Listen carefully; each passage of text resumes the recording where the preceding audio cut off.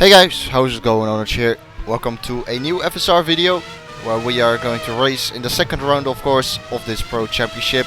Getting out of the pit lane right there. It's time for the Malaysian Grand Prix. You're watching Q1 right now. So after my first victory in Australia, we're now here 1 week later to drive yet again for GhostSpeed Racing, obviously. Around this Malaysian circuit, which was newly introduced to the rFactor 2 game by ISI. It is quite an old model though. I think the track is taken from 2007 and it's not always accurate here and there. There are a few little crazy weird bumps, which is very hard to get used to as a driver, but nonetheless you need to get ready for that, and it's obviously the same for everyone. So after Australia then, as I said, where I won, didn't really win in the way I wanted to. I was eager to extend my lead for this race too, but I was not very confident for this race. In fact, just not as confident as I was in Australia. I couldn't really get the setup right. It's quite a different track from Australia. It really is. The whole track surface is really different. Obviously, in Australia you have a lot of 90-degree corners going right or left, and here it are all corners which are quite long, quite flowing, stuff like that. It was hard for me to set up the car right, but anyway, we're gonna go here into Q1 then, and then take a very wide line here. It was very hard on the brake there, the final turn, just get the temperature in there. Here we go then. Q1 lap is on the way right now, and I don't know, as we see the DRS wide open there, don't know what it is, was my first lap or my second or my third, doesn't matter anyway. Not a lot of places here where you can cut and or extend the track. And actually, talking about track extending and cutting, or track limits in general, Nico had a penalty for this race after having extended the first corner in his qualifying lap at Australia. So obviously Nico, who crashed in Australia, he was a very quick guy. I think we will all agree on that. So he starts from the back of the grid, means that you don't really need to worry about him in this beginning phase of the qualifying though. Obviously in the race he might still be a part, because if you're really quick you should be able to come through the front. It obviously depends what you're doing in the first lap and stuff like that, but remember Kuba Brzezinski last race in Australia, he started from the back of the grid and was actually challenging for the victory until he spun. So don't rule out Nico quite yet. But obviously it's qualifying, and as I said, he won't take part in qualifying, only in the race, as we are about to finish our Q1 lap. DRS again wide open at 2 DRS around this track. This is the back straight, only one more corner to go, which is turn 15 I think. Here we go, braking down. I brake when the cones on the right hand side are showing up. Big drift there on the exit, big slide. Coming across the line, lap time is a 1:32.33. Was too late. I think it was a 33.4 for Q1, and that actually put me up in first place. I think it was a 33.4, but it might be wrong. 33.4 P1 for Q1. Advancing into Q2 then, just like Australia. No issues here actually, which I found surprising, because a 33.4 is way off my PB. I was easily in the 32s, mid 32s, and I don't know, as soon as I joined the FSR server, it felt like the grip was a little bit lower. I don't know, I just couldn't get into a nice pace, into a nice flow. And that also was the case in this qualifying session in Q1 then, obviously going to Q2 now, where we have only one lap to get it right. So I don't know, maybe this rubber still having to build up a little bit more, who knows. Nonetheless, just gotta keep on pushing, try to do the best you can. But the 33.4 for Q1, I was definitely aiming to be quicker than that. And Sandar Callas was looking extremely quick around this track, has to be said.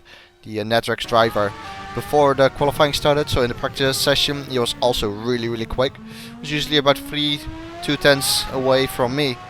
So I expected him to be quickest in Q1 already actually, and also in this Q2 session, but we'll see how that pans out. He wasn't quickest in Q1 though. So that's a good prospect for us. And the two compounds for this race are the medium and hard tire. Obviously the two hardest compounds available. As you see me here braking a little bit, trying to create a gap to the car ahead, which is another GhostSpeed car. and then trying to warm up the tires a little bit more. I think we will have custom liveries for China in 2 weeks time, so I should have the right livery and the right helmet there as well. So here we go. Good to start the lap right now. Take a wide entry here, and then well, try to straighten up your car as much as possible. Take a lot of speed here down the main straight. The air is wide open, and starting the lap here for Q2 then. My aim was a low 33, high 32 perhaps, or preferably, sorry, a 32, because that's really what I wanted. Turn 1 then. Very, very tricky to get it to turn in here. Our car, compared to other guys, you'll see this in the race by the way, our car has a lot less rotation, it looked like, on the front. And you need a lot of rotation there for the first sector. Then turn 3 here, flat out, no worries there. No problems whatsoever. First sector completed. Brilliant camera shot there. Now turn 4, second gear. Get up there, it goes a little bit uphill. Use the exit curb then. Turns 5 and 6 flat out for this left-hander, and also flat out for this right-hander. But listen, little lift there, and I don't know why I did that. It's probably just for safety, but you can take that flat out easily. I don't know why I did that. I just couldn't, as I said before, couldn't get the pace right and the flow. And that's also there in turn 8. You saw me having a bit of oversteer, and I missed my apex completely. Turn 9 then. That was quite sweet, quite stable, I would say. Out on the power here. And then this should be turn 11 right-hander. Nail the curb there. Get on the power as hard as you can. Use the exit curb, but so far the second sector was not good at all. And it actually went pretty bad so far, I thought. Brake here then. Turn 14. So crucial around this track. It's really crucial. Use the exit curb once again, open up the DRS then for this little back straight, heading down into turn 15. Another very important corner, you need a good front end there to get the car to turn in. Brake at the first cone, there we go, down to second gear then, swing it in.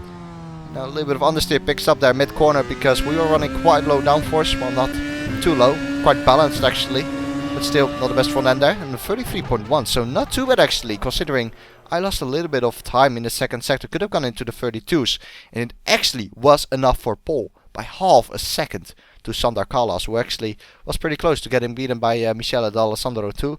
Christoph Schoer there, our teammate in 4th. Wim Klopp in 5th. James Sadler was not here for this race by the way. He's very busy with Exims, as we see the lights going out there for the formation lap. So the first pole of this season, which I did not expect at all. Sander Callas was actually the car who was finishing behind me after I set my lap. I expected him to beat it. He was actually about 2 tenths up, I think, at the end of the second sector, but he lost a lot of time in that final sector. I was pretty good actually in that final sector. I just lost a lot of time in the first sector, about a tenth or so, and then about 2 tenths again in the second sector. So yeah, as I said in qualifying as well, when you compare myself to other cars during this race, and yes, we will have an awesome battle this race, as I can tell you that. Stay tuned for that. But it looked like we had less rotation on the car. For other cars it was easier to rotate the car. And when you have more rotation usually it sacrifices the rear end as we go through the grid here. Dimitri in 7th, so good qualifying for him.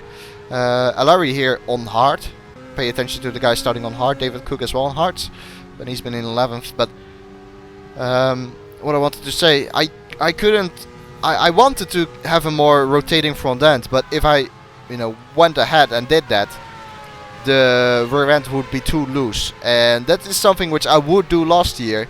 We have discussed this for a long time in Australia, but as we see Nicodem there in 21st, I am not going to do that again. I am not going to have an unstable rear end and risking that I might end up in the gravel trap or spin during the race. I would rather than have a stable setup. This setup is definitely stable. And it's quite focused actually on low-ish downforce, lowish medium downforce I would say, compared to other cars. So I was pretty surprised with the pole position, but now with the low speed aero package or the low downforce aero package, let's see whether I can stay ahead of these guys even with even when they have DRS. So warming up the tires a little bit more over here. You can see I'm really backing up here, trying to get the field together, so that I don't have to stay stationary on the grid for too long. Obviously when you are stationary on the grid, the tires are only going to cool and cool down. Coming down the main straight here right now, doing a few more burnouts and then getting to the grid. So for the first time in the season, starting from that first place, which is very nice, but obviously the race is where the points are given. It's a 34 lap long race. Let's see what we can do getting into our grid slot right now. Sander Callas right there alongside us. Need to get a good start here. Waiting now for the cars then to fill in their grid slot and approach it. So starting on a medium tire. I think the whole top 8 is on that medium tire. Let's get a good camera shot. There we go. Great camera shot here. So waiting for the lights to come on then. Just got one more car right at the back there. He is lined up right now. So need a good start here. It's a very long run down to turn 1. Let's do this. Engine smoking in the background, by the way. Here we go. Waiting for the lights. Here we go. 2 lights already. 3 lights. 4 lights. Lights out and away we go. The race is underway. Lots of wheel spin off the line there, but able to stay ahead of Santa Carlos. It looks like for turn 1. Going defensive here for the first corner. Want to stay ahead of Santa Carlos. This is crucial. Need to stay ahead. He tries to brake late, go around the outside, but it's not able to do that. I'm on the outside here. Look at Christoph there going on the inside of Carlos on the outside for turn 2. Can he make it stick? No, he cannot. Christoph, oh, lots of overstay there on the exit of turn 2, coming down to turn 3. Managed to keep this third position with Carlos in second. I think Michele D'Alessandro is in 4th, with Christoph then in 3rd. So good job from Christoph, having a great start, and Wim Klopp battling with Alessandro as well. But good start from us is exactly what we wanted. Got lots of wheel spin off the line though. Santa Carlos had a better start than I had, but luckily I was able to fend him off. I went defensive almost straight away. Trying to fend up that position. I really don't want to lose this first position. I'm currently making a gap through the second sector then to Carlos, which is not surprising considering the dirty air in that second sector. It's quite horrible.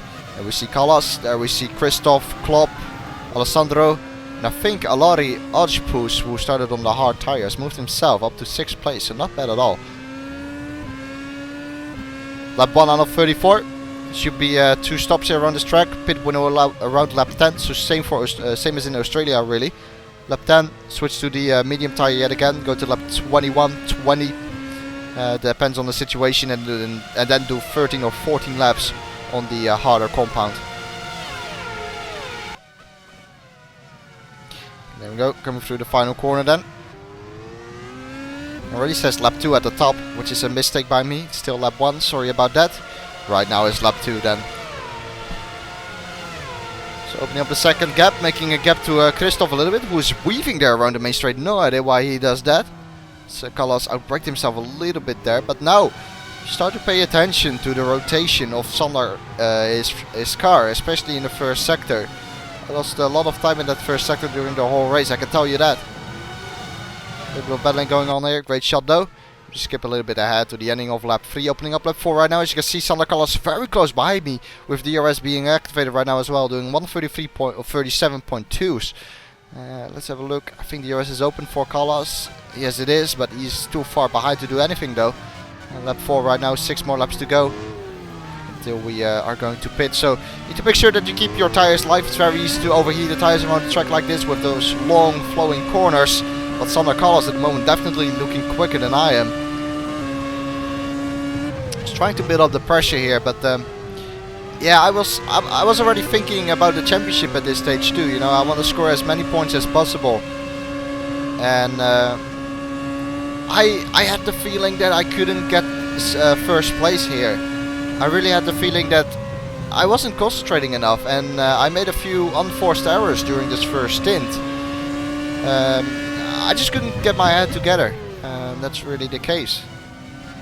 Couldn't concentrate, made not many big mistakes, but just tiny little mistakes. And I was like, you know, if you're going to keep on doing this, you know, Carlos is behind you, he's in the DRS zone, it's going to be hard to keep him behind for 30 laps long. So, you know, if Carlos would attack me, I would definitely not let him through, absolutely not. But at the same time, you know, you need to think about the championship as well. Score as many points as possible and don't collide with another driver. Lap 4 here, Carlos quite close behind us, about 6 tenths, I would say 6-7 tenths. He's too far behind to do anything at the moment, and actually he's hitting the rev limiter at the end of that straight, and he didn't gain that much time at all on us, did he? So this low downforce setup seems to be working quite well in terms of defensiveness. There we go, rear end, or the rear flap, sorry, for Santa Carlos wide open. Look at this, he's not gaining that much time at all. As we see a back marker there, he's not really gaining that much time at all, even with DRS. So looking very good for us at the moment. We also need to keep this up as Christoph is battling with Michele D'Alessandro. Keeps the inside line for turn 2, and I think Christoph has that. Skipping a little bit later in lap 5, turn 9 here, very important corner, and Carlos once again, oh, very late on the brakes compared to me. And he had more downforce than me, he certainly did. And again, you can see me there going too wide there for turn 11, I think it is. This is turn 12, yeah. And this is turn 13, and then it tightens up for turn 14 right here. Very tricky corner, and again, way too far off the apex there. Look at Carlos now, very close behind. He's got a little bit of wheel spin on the X, but Carlos did have that as well. Now DRS wide open for Carlos. He's closer than he was previous lap, so he'll pick up more slipstream. Look at this, closing us down. Braking so late again is Carlos, even with the DRS. Look at this now. Look at the rotation on Carlos's car. Lots of grip for him there available, even in the dirty air. Carlos now opening up the DRS yet again. I'm going to have to go defensive probably. Will I go defensive? No, I don't go defensive. So Carlos will have the inside line for the next corner. I'll have the inside line for turn 2 though. Carlos going on the inside here. I've got to stick it around the outside, which I'm doing. Now the inside line. Having the inside line for turn 2 here. A little bit of a wiggle with the wheel, still side by side though, as we enter turn 3 right now, flat out, and still side by side. I'm on the outside line for the next turn, which is turn 4, but definitely not giving up on this, although it looks like Carlos has this. I doubt I will be able to stick it around the outside. Here we go, turn 4. I'm still on the outside though. Still on the outside. I'll have the inside line again for the next corner. Again, still side by side. We've been side by side for 5 corners now. Still side by side, and this is where it gets tight now. Gonna go with the undercut for turn 6. Oh, Carlos a little bit wiggly on the exit there. Oh, sorry, a little bit of a camera mistake. Oh, look at that. Instantly losing a couple of tenths to Carlos there, as he overtook me with a brilliant battle here. The reason why I didn't defend for the first turn. Sorry, we'll have a look at that in the replay again soon, and I'll try to explain it a little bit more. But I didn't defend for the inside line because for turn 1, because you would have the inside line for the next corner, which is turn 2. Looks like Carlos straight away is escaping from us as we come to turn 14. But remember, I have a low down for setup. Who knows how close I'm able to catch up, and Carlos had some oversteer on the exit of turn 14. Look at this, very close behind him yet again, picking up the slipstream here. Look at this, gaining a lot of time on it already on the back before turn 15. We'll have DRS again down the main straight though, trying to go for the undercut then here for the cutback. Though Carlos stays nicely on the inside, so that, you know, didn't work. DRS wide open then, opening up lap 7 right now, still in the battle with Carlos here. Great lap so far. I'm having, well, I already got him before the corner, going defensive though for the inside, and Carlos again trying to battle, going around the outside. Can he do it though? No, he cannot. Trying to go for the undercut then, I need to be aware of that, but I am aware of that. So after a great battle, I take Carlos back. A little bit lucky that he had some oversteer on the exit of turn 14, otherwise it might have been a little bit closer. Nonetheless, pretty happy with the battle. As I said, we'll have a look at the replay. Christoph and Alessandro there, still battling. Replay time then. So Carlos very close behind us here. I made a lot of mistakes during that lap, which was lap 6. Carlos behind us here, opens up the DRS, but I had, you know, decent straight line speed, better than him. And here, I decided to not defend. I'm a little bit on the inside of the track, but I decided to not defend the inside. And here's the reason why. I'll have the inside line for the next corner. Then you need that little bit of throttle there. I actually got too keen with the throttle, got some oversteer. But Carlos keeping it around the outside here. There's plenty of space given by both of us, so good respect here. But then again, I have the better straight line speed, closing down here. And then entering the next corner, turn 4. Again around the outside. Great battle here. It really was a great battle. Giving each other plenty of space. Entering turn 5. This is really, well, scary. Very tight. Then Carlos has the inside line here. And then I give him a little bit of attempt. There was some contact over there. Carlos had the inside line there, but his line was compromised because he had to go so much on the outside of turn 5. So he got some oversteer there. And then I tapped him a little bit there. Nothing I really could have done. I don't have that quick reaction times to avoid him over there. Looking from Carlos's point of view here. Once again, just one more look at it, because it really was a nice battle if you ask me. Look at this, still side by side. It was side by side for 6 corners. So far, I would say the best battle I have had in FSR. The tough part though was to look how close it is over here, by the way. Look at that. Great view. The most difficult part was probably hanging it around the outside of turn 4. That is definitely not a place where you usually would go around the outside, but nonetheless it worked. I'm happy. And obviously you have the inside line again for turn 5. But Carlos brilliantly keeping it around the outside there. Excuse me. Usually this turn here, turn 5, is flat out, but obviously I had Sander alongside me, so I couldn't take that risk. Again, I need to think about championship as well and scoring as many points as possible. But I said before, you know, if Carlos is going to attack me, I'm not going to give up easily. That's not the kind of driver I am. Lap 7 though, Carlos looking quicker, has to be said. Just 3 more laps until the pit window opens. And while we were battling, you can hear the engines in the background. Alessandro and Christoph, who have also been battling a little bit. They have catched up a little bit, but nothing too major at the moment. And I think Nicodem at this stage was driving in about 5th or 6th place. He had quite a good start. After 1 or 2 laps, I think he was already up to 7th place, so good start by him. This time, you can see me there, nailing my apex a little bit better. That's just what I need to do the whole race long, pretty much, because it doesn't look like I'm able to pull a gap to Sander. And here we go, great shot. Lap 10 though, pit window open. You should be pitting in this lap. See what Sander does. He didn't undercut me, which I found pretty surprising. I thought he would undercut me in lap 9, because I'm gonna be honest, he was quicker than me, as I have a big lockup for turn 9. Sander was quicker than me. So I expected him to undercut, because he couldn't get past. And then he would get past with the undercut, but he didn't do that. Excuse me again. But it's still a very long race, obviously. It's 24 laps, and still at this stage I thought I was going to lose this race really. Sander looked so much faster. When he got past me, I know I was in the dirty air, but still he made a 7th, 6th, 10th gap straight away in a few corners. I mean, that's a lot. That really is a lot. Let's see, we should be pitting here. Make sure that I don't miss the pit entry or something like that. It's pretty hard to spot actually from the cockpit. Here we go, activate the pit limiter at the right time. Oh, just about a little bit of a lockup. Nothing too serious though. Carlos following us, so let's see where's the quickest pit stop here. It's all for position as well. So it seems like the Alessandro and Christoph kept on going. Don't miss the pit box, there we go. Now a set of medium tires. Here is Carlos. But we're joining in front of him. Actually, I think I put a little bit of a gap to him. Yeah, I certainly did. So it's only good. A little bit of a buffer in between us, but I doubt it will take long for Carlos to again catch up, because, as I said, this guy was really quick and strong for this race. So we have pitted now. Coming through the shot here. So Carlos is basically the guy here who has more downforce than I have currently. I'm pretty sure about that. He certainly does have more rotation on this car. You could clearly see it in turn 15 actually, when he was right behind me. You could just see that his front end was biting a lot more. So we have a car off the track. That is Archprius. I have no idea how to pronounce that. He's still on the hard tire, so that's why he's really slow. Now I have my DRS wide open. There's another car here. I'm going on the inside of him. Quite a brave move, but I don't want to be held up by these guys, as I'm now in between Alari and someone else, and behind that it's Carlos. Now with DRS going past Alari, I doubt Alari will make up much of a fight.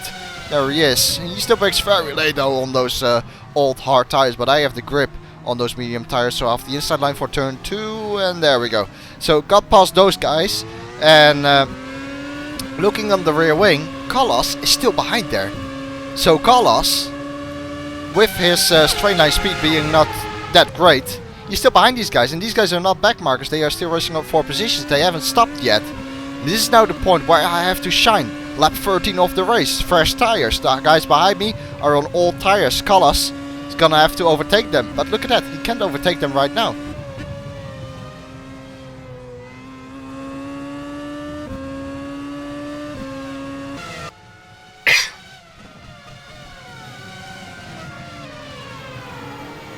Let's have a look.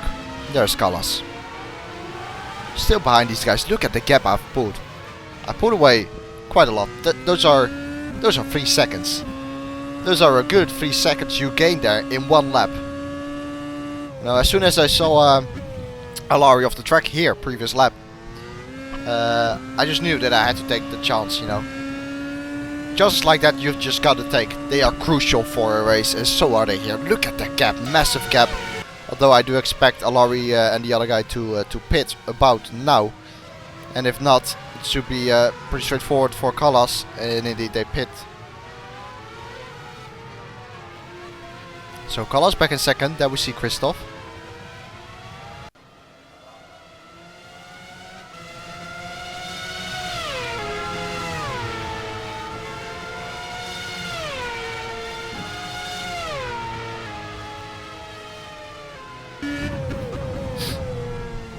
So lap 17, halfway through the race. And now I have a little bit of a buffer in between or I have a little bit of a buffer to Carlos, which was actually very good. You know, as I said before, I couldn't really keep my head down, get a good and consistent pace going. But now I was quite confident. You know, you have about a 3.5-4 second gap to Carlos, but I was pretty certain as well that Carlos would catch up to me before the end of the race, because he was that, you know, that much quicker than me. You see a back marker getting nicely out of the way there. I just knew that he was probably going to catch up, because he was really, really quick. And indeed, you can see me there in the mirror now. Getting quite close. We see another back marker in front of us though. Should get out of the way soon. Maybe here. No, he doesn't. He waits a little bit longer. Getting quite close to his back marker now. Turn 13 and turn 14. Oh, back marker. Where are you going? There he is. Going on the inside now. And he turns in on me. Contact. Contact made with the back marker. I got the RS off that though. Look at that. My rearing is wide open. But Carlos now right on the back. Well, right on the back of me is a bit exaggerated. But you know what I mean. Carlos certainly much closer to me than before. And well, that's pretty much the gap gone, which I had before. It's about a 1.5-2 second gap right now. Well, probably a little bit less even. Looking at the replay here, it was I think Vicentovic who was the back marker. He got on the curb right here. Look at this, and then he, because of that, he couldn't turn into the corner. I'm sure he wanted to go to the inside, so I could stick to the racing line. But you know, here I take a wide line, just a normal racing line. And then he goes to the outside because he went over the curb. So I thought, you know, he's going to the outside. I have to go to the inside then. And he thought probably, well, you know, I was on the racing line and went to the outside there. So he went to the inside, but I was there. And I made some contact. I don't think there was any kind of severe damage, at least not that I noticed. And again, need to cough. Sorry about this, guys. I keep coughing. And actually, in the broadcast, as it's lap 20 right now, the pit window is open yet again. And Carlos right on the back of me here, but again he reaches the ref limiter before he's even near me. On the broadcast, because these races are getting live broadcasted on YouTube, the commentator, Chris, he's called, actually went crazy. And actually, he actually called Vicentovic a... I won't actually say it, it's not really that nice. But he was really angry at Vicentovic, which I think is a little bit too much, you know. To be honest, it was a little bit clumsy. But I can forgive him. At least I'm still driving, you know. It could have ended up a lot worse than that. Obviously your heartbeat races quite a bit.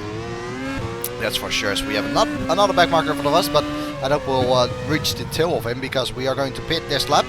14 more laps to go though, and where I thought that Carlos would have gone by me already like a long time ago, it looks like Carlos is struggling for tire wear a little bit. Oh, a bit of a oversteer moment there. Now where I thought before that Carlos was struggling with tire wear, he's now, where I thought that Carlos was able to overtake me. You know, it's lap 20 and he's still behind me. Halfway past the race, so we indeed go into the pit lane. What does Carlos do? Again follows me. He didn't go for the undercut. I was happy to see that, to be fair. Brake again. Yeah, there we go. That was pretty sweet.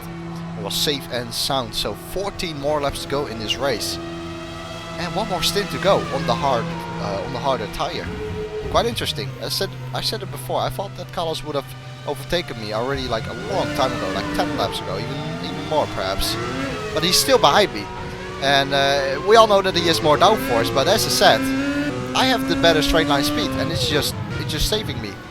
Okay, we had this great battle in lap 4, I think it was, where he got really close. Well, probably was his best shot, and he actually overtook me, but with my straight line speed advantage and, you know, taking advantage of the mistake he made, I was able to catch up and take the position back. So harder tire right here.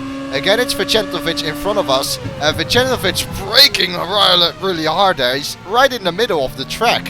I missed my apex completely there. And Vicentovic is completely gone all of a sudden. We skip a long way ahead of us right now. Lap 28. Actually, I think Vicentovic got all tapped out of the game. something like that. I think he had a pop-up or his screen wasn't working. I think he had a problem with his HDMI connector actually, so that might have caused it. Skipping, as I said, a long way forward, lap 28. This is right here. What you're seeing right now is the picture of this whole race. Carlos, again, so late on the brakes, a little bit, well, twisty there on the exit. And then here, I'm flat out there. Carlos has to lift off because of the dirty air, even with his rotation on the car and downforce levels. He still needs to lift off. Again, here he closes down a little bit, but you know, this is the whole time. This is just what's been happening the whole race long, pretty much. And I have been able to fend this guy off for 28 laps now. It's 6 more laps to go, and secretly I was starting slowly to think about a victory right now. You know, if you are able to keep this guy behind you for 28 laps, why wouldn't you be able to do it for another 6 laps, you know? Just keep on going. But the pressure was really, really high because he gets, again, DRS, there we go. DRS is wide open for him, so he'll close down slightly to me, although we have had a pretty good final sector so far, making up a little bit of a gap to him. But, you know, constantly, this guy's within your DRS zone, lap after lap after lap after lap. And you have got to make sure that you do one thing correctly, or perhaps 2 things. First of all, the main point, the exit of turn 14, so the back straight DRS. That one needs to be really, really strong, really smooth and stable. Lap after lap after lap after lap. You cannot have a big oversteer moment there, because if you are going to have that, the guy behind you is going to take advantage for sure, even with his straight line speed. Because he, you know, again, look at that, he's like 4/10 behind us, and every lap, when you look into your mirror, you see a Netrax car behind you. And, 5 more laps to go. I said it before, if you can keep a guy behind for 29 laps, why not for another 5 laps? Just keep on doing it. We see a back marker in front of picking up the dirty air from the back marker. And that compromises us heavily. I wanted to go to the second point, which was having a smooth second sector. Because in the second sector, oh, Carlos having a little bit of a look there. In the second sector, you know, Carlos has always been compromised in the second sector because of the dirty air. That time I had dirty air off a back marker, and look how close Carlos is again behind us. 5 more laps to go. And now you need to focus again on this corner here. Turn 14. Reach for the apex. Let's do the power. Smooth on the power. A stable exit once again. Carlos very close behind us, though, heading down into turn 15. Another important corner, as I said before. Also, the exit of this corner needs to be right. Let's listen. Here we see. Look at that. Look at the rotation difference there. But again, a smooth power delivery. It looks like I will be just about able to stay ahead of him. He again hits the rev limiter, and indeed he brakes late, has a little bit of a look, but I go a little bit towards the inside on the braking there just to make sure that I shut the door. No way he can dive bomb me there. And again, look at the rotation on his car, where I just slide through and don't have as much rotation. He just is so stable and so quick through those corners. It's pretty unbelievable. But again, I have the better straight line speed. A little bit of oversteer for Carlos there, but you know what? That might have been the best chance he's going to get in the next 5 laps. Because I was compromised heavily by the dirty air of the guy who was in front of me here, previous lap. And you can see there that Carlos had to lift off a little bit because of the dirty air.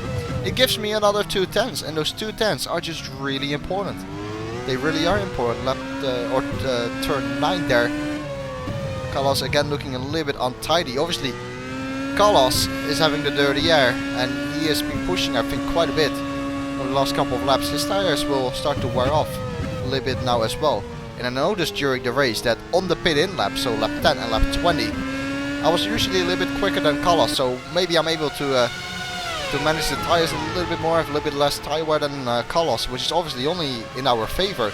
Once again, we come through the final corner, and listen, just, you know, no corrections on the wheel, just able to put the power down, and it really, really helps us. Lap 33. Am I still ahead of Carlos? Yes, I am. There is Carlos. So, this is getting intense now. But 1 more lap to go. But again, from lap 27 onwards, that's where I started to focus on this victory. A little bit of a moment there now, but that was probably because of tire wear. Not able to put the power down as as I would have liked. But as I said, I will blame tire wear on that, but also Carlos obviously too. He's starting to struggle right now with tire wear. This is the penultimate lap, 1 minute to go, as we see a back marker in front of us. It's going great. It looks like we're going to take another victory. If I keep it cool right now, just do the same thing as the back marker in front of us actually goes on the grass. That is insane. We're a little bit deep into this corner though.